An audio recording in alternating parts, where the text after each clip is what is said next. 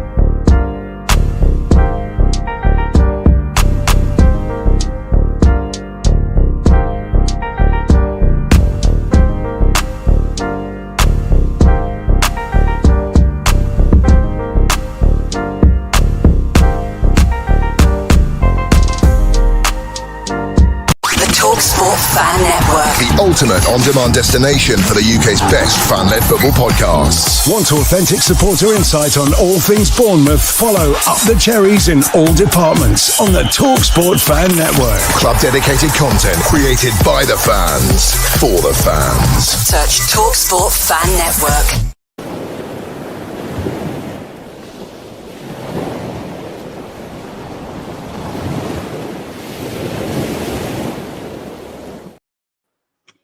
Good morning, everybody. Good afternoon, good evening, wherever you are. Hope you're well. And as you can tell, it's a little bit of a difference, Cherry AM, because we are located in the same building, aren't we, mate? Yeah, it's a strange one. Hasn't happened yet before, has it? Yes.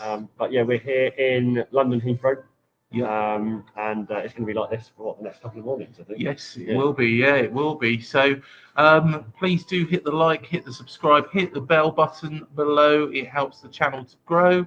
And Malcolm's already here. Good moaning. I don't moan, Malcolm. I don't moan. You know, I don't know what you're going on about. It's a welcome back for you as well, isn't it? Yes. You weren't here yesterday. And good morning to Doug. Good morning, Doug, and hope you're doing well. And apologies the other day about not being able to work out and how to get on your show. I'm really, really sorry about that. Edu Mux didn't really play ball with me. I think there's some security things on the work laptop. So, yeah, apologies about that, mate. But, yeah, let's get on to our topics today. Yes. And where are we going first, Ollie? Well, I think first things first is the confirmed signing of Adrian Truffert yesterday. Yes. Super, super exciting. And there's a lot of buzz around him now. And coming into the squad is, it's only going to be better for our defensive push moving forward, right, and our recruitment strategy. So, yeah. How do you feel about Adrian?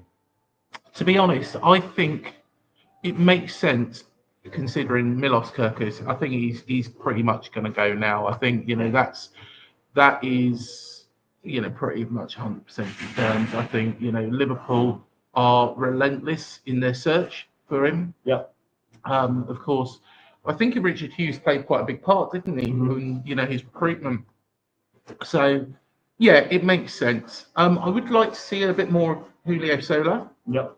Because he's shown a lot of promise, from what I've seen, that West Brom game, I think, he's going to be a really, really good player. But maybe just maybe, Iriola doesn't think he's quite there yet. And, Interesting. So if you had your ideal pick of how it's now moving forward of our back four, who would they now be?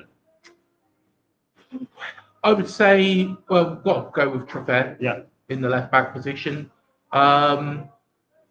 The centre-back pairing is going to be a difficult one. Of course, Dean Howson's gone. Yeah. So you've got to say Marcos Senesi. Yeah. But is Zabanier going as well? And that will leave pretty much James Hill. Yeah. Are we going to keep hold of Chris Metham for a little bit longer, considering the good season he did have at Sunderland? And I think right back, Julian Arejo, I'm not that greater fan of him in defence. Yeah. I feel that, he's good going forwards, he's pacey, he's got a lot of energy, but, I think Smith is a little bit more controlled. He knows what he's doing. Agreed. And, he'll stand off players. That's what Iriola's got him doing, is whereas under Gary O'Neill, he was getting too close. Of course, he's lost that shade of pace. He was getting beaten. The best example of this was against Brighton and Hove Albion at home that season, when Matoma just kept turning him. Yeah. And he knows he's lost that shade of pace. And the good thing is Iriola's, recognised that and has realised how we can actually, counteract it. So, that would be my back four. Of course, I'd love to see Zabarnier stay. Yeah. The rumour is, and of course it is only rumours, that he does want to go to PSG. I can't say I blame him. It is one of those where it's not a great league, French league. No. It's not.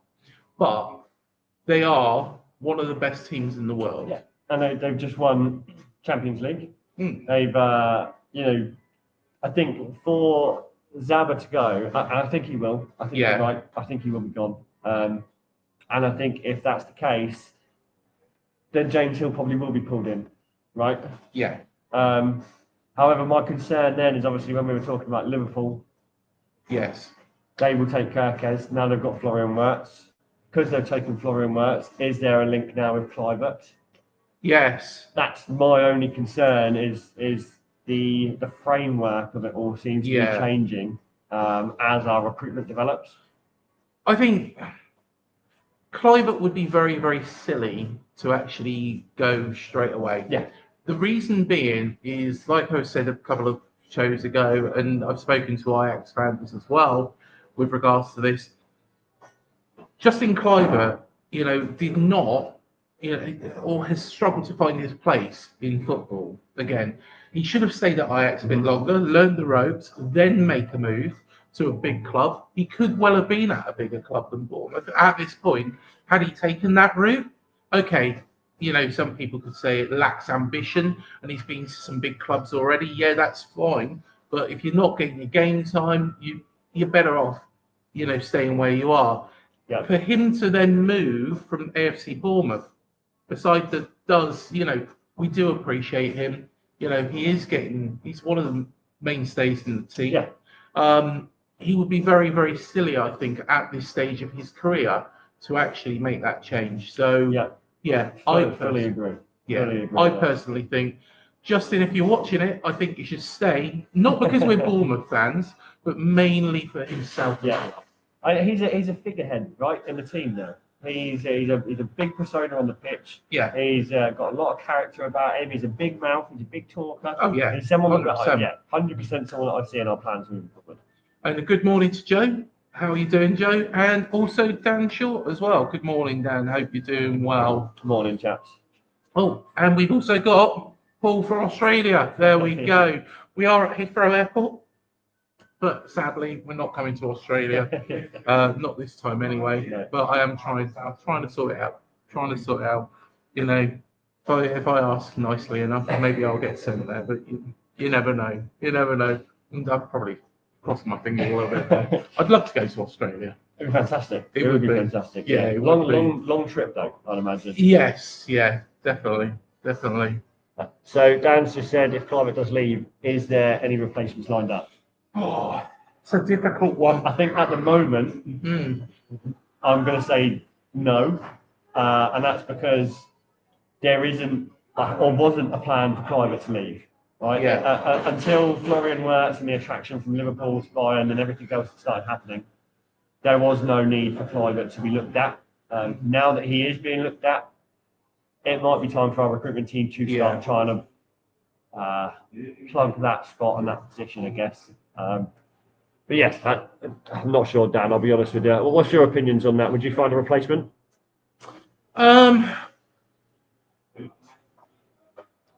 I think we would have to. Who that player is, I don't know. I'm hoping that Frano and Pinto have got, something up their sleeve, but He's going to be a difficult man to replace. Yeah. The other concerning one as well, and this has been circulating, is of course Antoine Semenyo is Yeah. wanted by a number of clubs. It doesn't appear it's just Spurs and No. Thomas Frank. It appears that it's Manchester United and Newcastle as well. So he would be a massive loss. Imagine taking him out and the games that he changed, the games that he affected. I think. Yeah, Svenja would be a massive, massive loss. Would he be more of a loss than Cliver? I'm not sure. But yeah, Max Aaron's to Rangers. Matt's put here. Hello, Matt. Hope you're doing well, and I hope the sound's okay as well. We have got a little bit of music. I'm trying to think who this is. Is this Marvin? Yeah, it's Marvin Gaye, isn't it? Yeah, we got a bit of Marvin Gaye in the background, so hopefully, it doesn't flag that too much. But Max Aaron's to Rangers. I can see it happening. Yeah. I like Max. I think that'd be a good move for him. I like Max. I know Matt likes Max, Yeah. but for some reason, he isn't fancied by Iriola. If he's not fancied by Iriola, it might be time that we have to cash in, sadly. Yeah, I'd agree. Malcolm, I agree with you as well. I can't see Climate leaving yet. I hope you're right. But I can see him going. I can see him going because mainly for the money side of things as well, and the way he might think, okay, it's another step up in my career. I don't think he should go. Yeah. Don't think he should go. I think he should just carry on playing his trade with this football club. Yeah. And just keep working and working and working. And then eventually one of the big boys will come knocking. And then, you can go with our blessing. If, say, for example, Much bigger sum. Well, exactly, and much bigger salary. And the thing is, if Real Madrid come knocking, we can't stand in his way of Real Madrid or, Barcelona or someone like that. So, yeah. Dan, I agree. A backup striker for Evan Nielsen, just in case anything happens. Absolutely agree. I think that probably is in the planning and in the recruitment team's strategy moving forward. I don't think that our recruitment has stopped here. But, we'll see. Thanks, Paul. Yes. Just confirming Thank you, Paul. that sound is good, which is awesome. I just Awesome. wanted to touch on some of the stuff we discussed yesterday for the Gold Cup. So I didn't have enough information yesterday. I wasn't 100% sure what it was all about. But it's every 2 years, I didn't realise. And it's been ran every year out of the US. And the only teams who have won it in the last 19 years are Mexico and USA. So it's a mix of South and North America. Now, the teams that are automatically qualified are the top nations. So United States, Mexico, Canada, Costa Rica, Panama, Jamaica, Honduras, El Salvador. And then you've got qualified via Nations Leagues or prelims. And they're teams like Guatemala, Haiti, Trinidad and Tobago, Curacao, Nicaragua, and Martinique. And then Qatar somehow was invited as a guest in the last 3 years. Yeah, I don't understand that, to be honest. No, neither do I. Well, Qatar's not in America. No. No. And then there's a playoff, is there? Yeah, so you've got 4 groups of 4 teams in the group stages. And then essentially that goes into a knockout rounds for quarterfinals, semi-finals and finals. And then obviously standards finish into a game into penalties should that happen. However, this year, it got a bit more exciting. Obviously, we've got a number of players from the Cherries team. Yes, we do. Out. Yeah. And they are performing fairly well by the looks of things. Yeah. Which is awesome. So I just wanted to touch on that for anyone that didn't understand the rules and regulations around the Gold World Cup. There it is for you. Yeah, of course, Tyler Adams, mainstay in the US team. I think he's captain, isn't he, as well? The US team. Yes. Yeah. So, and then, of course, Arejo for Mexico and Jefferson. He's going to be out there with Canada and Jesse Marsh's team, his side. Yeah. So, yeah. Yeah, absolutely. Malcolm going on for Krupi and Jefferson. Absolutely. Yeah. I know that you're specifically excited for Krupi. Yes. Yeah, Krupi's going to be exciting. Yeah. You look at his stats from last season for Lorient. It was really, really good. It was really, really good. So, yeah, hopefully, fingers crossed, he can, carry on that form in the Premier League. Patrick is top. Oh, okay, no problem. I see what you've done there, Paul.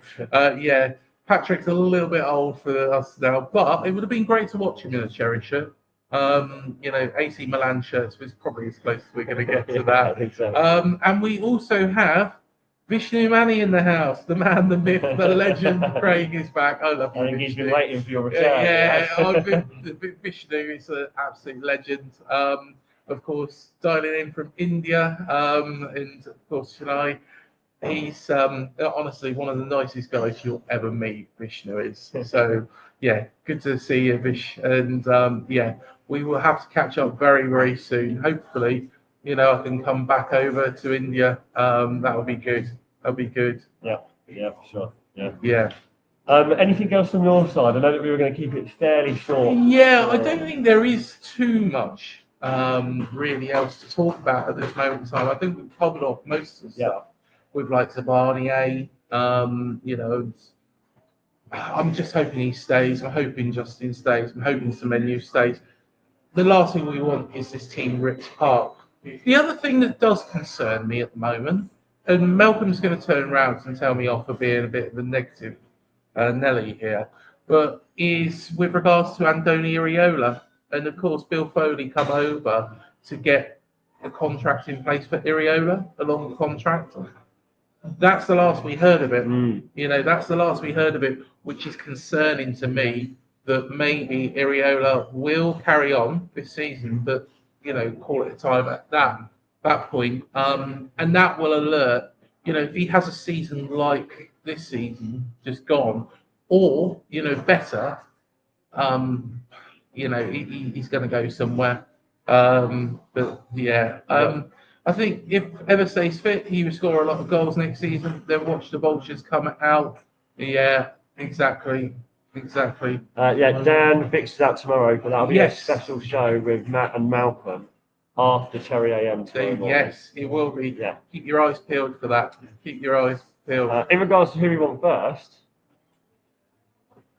Actually, that's a very good point. It's a very good question. Yeah. See, I saw some devised fixtures, and it's actually on Stan Collymore timeline. And we was pitted at home to Liverpool as the last game of the season. Fulham was the last away game of the season. Could understand that. Makes sense. It didn't have Boxing Day. All I know was like the last four was fairly straightforward actually. West Ham, Burnley, Leeds was in there. It could be Leeds on a bank holiday Monday again. By the looks of that. If that is, but then again, I did notice something when I was going through this. I did notice that in the last game, Leicester had a invitation somehow. They've rejoined the Premier League for just one game. So I think it's rubbish. Yeah. I think somebody's just making it up, sticking it out there and going, "Oh, this is the fixture list." Yeah. Don't believe anything until you see them drop him. I think considering our first two games at the start of last season, right, where we had Nottingham Forest, where we were terrified to come out against the first game, and we drew 1-1, took a point away, which is fantastic. And then Newcastle United at home, where we were 1-0 up all the way up until the 93rd minute, and then equalised with VAR, which is incorrect. And that was 2 points in the first two games against Forest and Newcastle. Now, if we can replicate that against two bigger teams this season, I think again we have a strong start into our season. Right? 100%. Very strong start. I think the problem is, don't get me wrong, I'd love it if we had the Leeds, Wolves, Burnley. That'd be fantastic. West Ham. But do we want to get the games that we should be getting 3 points out of the way straight away? When we haven't warmed up yet, we haven't got into the second. Do you know what I mean? Are we going to be dropping points initially and straight away without getting our head in the game at the start of the season? That's my concern for me. I'm not sure who I'd want first game of the season. I think Nottingham Forest was a good one last year because at the end of the day, Solanke was just about to be sold to Spurs, or was sold to Spurs at that point. And then you had. It was a manageable game. Now, say for example, if that was Man City, it would be quite, be quite horrible. But then again, maybe it would have been better to get them out of the way at that point. Yeah. Who knows? When we had a little bit of momentum playing Forest. I think, this season, I don't know who I want first game of the season. Maybe Leeds. Maybe Leeds, so we can start their relegation campaign. So we can start pushing them towards the trapdoor straight away. That's more a glass half full. That's what I like to hear. Yeah. But I actually think we might get Manchester United first game of the season. That'd be exciting. Yeah, That'd be exciting. I think at Old Trafford though, unfortunately. Again, very exciting. Yeah. The first time we beat Old Trafford, 2 seasons ago? Yeah. Beat United at Old Trafford, very rainy January 2nd, I remember. I was there, and it was an incredible evening. 7:30 kickoff on a Monday. Oh, yeah. Up in Manchester, absolutely stonking down with rain. Unbelievable scenes. We want to play them really in December. Yeah. After all, the last 2 Decembers we played them, it's been pretty decent. Yeah. And Paul Sant has said, Leeds at home, I hope. Yes. Yeah, that would be, to be honest, I'd quite like them, first game of the season. Just get them out of the way. And of course, some people might have panic attacks if, we have them on Bank Holiday Monday again, which, to be fair, I can understand. It was just, honestly, I'd like to see them be pushed straight down into Championship again. So, yeah, fingers crossed. But yes, excellent. I think that pretty much sums everything up. Thank you again for everybody who's joined us today. Hit the like, hit the subscribe, hit the bell button. Let us know at any point if the sound does go all funny. Yeah. But hopefully you've enjoyed it, and we will be back together tomorrow to discuss, more Cherries related news. Absolutely. Yeah, up the cherries, chaps, and see you again tomorrow. Yeah. Thank you so much for that lovely comment as well, Paul. Yeah, we always try our best here. So yeah, it's always a pleasure, and it's always nice when we get comments like that. But yeah, thank you everybody, and we'll see you in the next one. Cheers.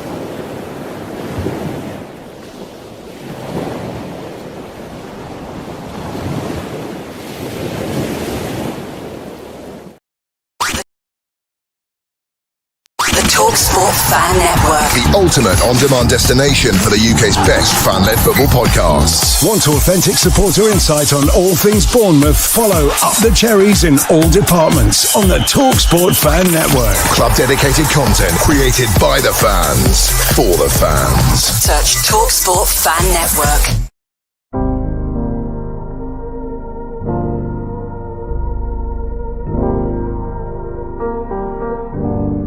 I should be like you, Mel.